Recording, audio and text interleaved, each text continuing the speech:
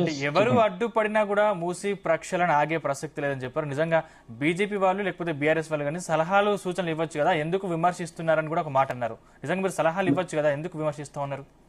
మేమేం సలహాలు ఇస్తున్నామంటే ముఖ్యమంత్రి రేవంత్ రెడ్డి గారికి కాంగ్రెస్ ప్రభుత్వానికి ఇచ్చే సలహా ఒకటే. మూసీ రివర్ ఫ్రంట్ ప్రాజెక్ట్ కు సంబంధించిన డిపిఆర్ బయట పెట్టండి. ఏ కాంట్రాక్టర్లకు ఈ యొక్క మూసీ రివర్ ఫ్రంట్ కాంట్రాక్ట్ ఇచ్చారో అది బయట పెట్టండి. ఏ దానికి ఎన్ని వేల కోట్లు అవుతుంది, 1,50,000 కోట్ల రూపాయలు అసలు ఎందుకు ఖర్చు అవుతుంది అనేది కూడా బయట పెట్టండి.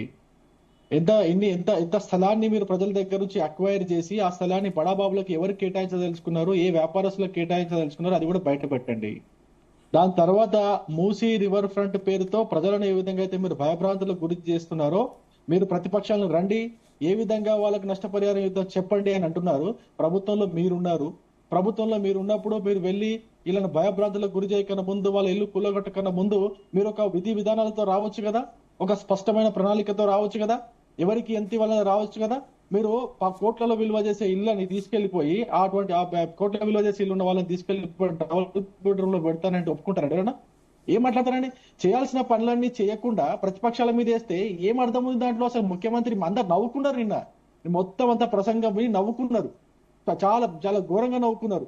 ఎప్పుడైతే ప్రభుత్వంలో ఉన్నటువంటి ముఖ్యమంత్రికే తెలియదు అసలు నష్టపరిహారం ఎట్లా ఇవ్వాలా, దాన్ని ఎట్లా క్యాలిక్యులేట్ చేయాలా, ఏ విధంగా ఇవ్వాలనేది ముఖ్యమంత్రికే తెలియనప్పుడు ప్రతిపక్షాలను అడిగితే ఏమంటారండి? నాకు అర్థం కాదు. ఒక ప్రణాళిక లేదు, ఏ విధంగా నష్టపరిహారం రిహాబిలిటేషన్ చేయాలనేది తెలియదు. ఇవన్నీ తెలియకుండా మూసి రివర్ ఫ్రంట్ 1,50,000 కోట్లు ప్రతి మీటింగ్ లో పోయినప్పుడు 1,50,000 కోట్లు ఖర్చు చేస్తాం, 1,50,000 కోట్లు ఖర్చు చేస్తాం అంటే దేని గురించి ఖర్చు చేస్తారు? ఏ పేదవానికి ఉపయోగపడుతుంది మూసీ రివర్ ఫ్రంట్ డెవలప్ చేస్తే? అందులో 1,50,000 కోట్ల రూపాయలు దేనికి, ఎక్కడ నుంచి తీసుకొస్తారు డబ్బులు? ఎవరి పైసలు ఇవన్నీ? ఎక్కడ నుంచి ఏ కాంట్రాక్టర్లకు ఇస్తున్నారు? దీనిపైన మీ వెనక మీరు వేసుకున్న స్కెచ్ అంటే అసలు అది చెప్పండి. మీరేం స్కెచ్ చేసుకున్నారు? ఎన్ని వేల కోట్లకు పంగనామం పెడదామని చూస్తున్నారు. మీరు దొబ్బేస్తున్నారు. కాళేశ్వరం పేరుతో బీఆర్ఎస్ దొబ్బేసింది, ఖజానాన్ని మొత్తం ఖాళీ చేసింది, అప్పుల పాలు చేసింది. మీరు ఎందుకు చేయాలనుకుంటారు ఈ విషయం? దీనిపై ఎక్కడ కూడా స్పష్టంగా ప్రభుత్వం ఎక్కడ కూడా ఎటువంటి విధానం కూడా బయట పెట్టకుండా, ప్రజలకు పెట్టకుండా, దానికి డిపిఆర్ పెట్టకుండా చేసేస్తాం రాజేందర్ అన్న నువ్వురా అంగి మార్చినట్టు ఇది మారుస్తున్నావు, వాళ్ళు బీఆర్ఎస్ వాళ్ళు మాట్లాడుతున్నావు అంటే దాని అర్థం ఏంటండి? అర్థం లేని అసలు సందర్భం లేని సమయంలో అర్థం లేని ప్రసంగం ఇచ్చుకుంటూ ఏం మాట్లాడదలుచుకున్నాడో నాకు అర్థం కావట్లేదు. ఆయన ఇంకోటి అంటాడు, గంగా, కావేరి, కృష్ణ ఇట్లాంటి పేర్లు పెట్టుకుంటారు కానీ మూసీ రివర్ పేరు పెట్టుకుంటారు. నాకు అర్థం కాదు. అవి ఉపనది కాబట్టి దాని పేరు పెట్టుకోరు. ముఖ్యమైన నదులు జీవనదులు ఉన్నాయి కాబట్టి వాటి పేర్లు పెట్టుకుంటారు. ఆ పిల్లల ముందు మాట్లాడేటప్పుడు కనీసం పరువు పోతుందనే కూడా జ్ఞానం లేకపోతే ఎట్లా నాకు అర్థం కాదు. నేను ఇంకో విషయం కూడా చెప్తున్నా.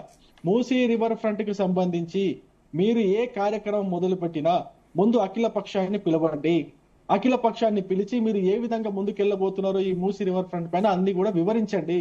వివరించిన దాని తర్వాత మీరు ముందుకెళ్ళండి. అప్పుడు అఖిల పక్షం మొత్తం ఒప్పుకుంటే దాని ప్రకారం ముందుకెళ్ళండి. అఖిల పక్షం వచ్చినప్పుడు అక్కడే మీకు కావాల్సిన సలహాలు సూచనలు చేస్తారు. మీరు రండి ఏ విధంగా చేసే సూచనలు ఏంటంటే మీరు అఖిల పక్షం సమావేశం పెట్టండి.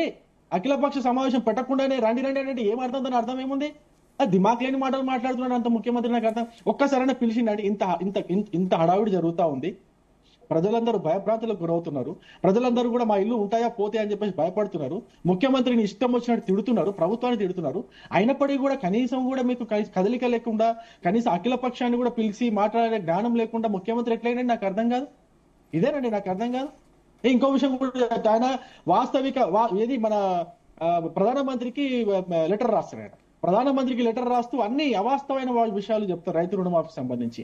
ఏం చెప్పారంటే ఎస్ఎల్బిసి సమావేశంలో 70 లక్షల మందికి రైతులకు 70 లక్షల మంది రైతులకు రుణాలు ఉన్నాయి, 70 లక్షల మంది రైతులకు రుణమాఫీ చేసి 70 లక్షలు ఎక్కడ పోయారు? 2 లక్షల మంది ఎక్కడి నుంచి వచ్చారు?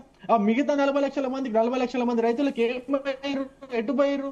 మీరు చెప్పింది 40,000 కోట్లు, తర్వాత 30,000 కోట్లు, ఇప్పుడు వచ్చింది 17,000 18,000 కోట్ల రూపాయలు.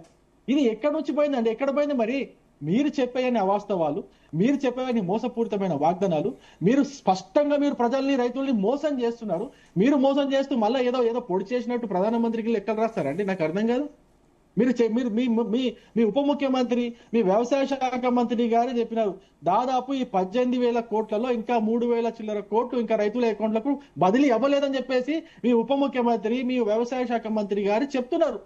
చెప్పినాక కూడా మీకు సమాచార లోపం మీ దగ్గర పెట్టుకొని మీరు ప్రధానమంత్రికి లెటర్ రాస్తే అర్థం రాష్ట్రం పరువు తీస్తున్నారు కదా. నాకు అర్థం కాదు.